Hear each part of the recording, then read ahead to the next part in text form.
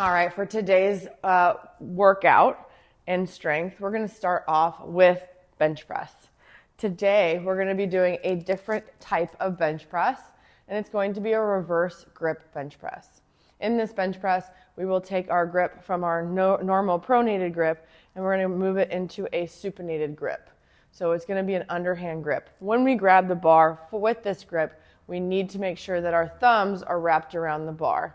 All right, we don't want any bar sandwiches in our face today, okay? So when we are thinking about this bench press, we're going to think about our setup. The setup is going to be the same.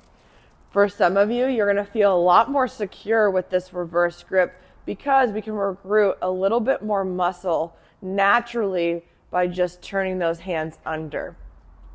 We're going to find that we can recruit a little bit more lat and a little bit more chest here in this grip.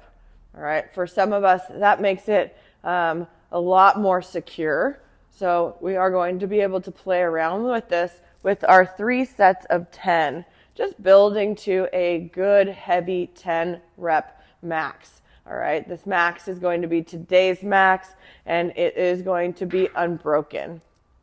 Once we get it up, we're going to go ahead and bring that bar down to right where the rib cage and stomach meet, and then we're going to press right back up. All right, we're going to move through those 10 reps, making sure that we feel nice, confident, and secure as we move through all 10 reps. Now, the setup is going to be the same, and so we want to kind of acknowledge that some of us still haven't found that perfect setup. Now, when your coaches talk about the setup, we talk about really trying to drive down into the ground. Well, we realized in the last couple of times that driving down into the ground for some of you has not really clicked. And so we want to go into more detail so that you have an understanding of what that downward feeling will feel like and the purpose of it. When we're pressing down into our feet, we're essentially creating some tension in the legs.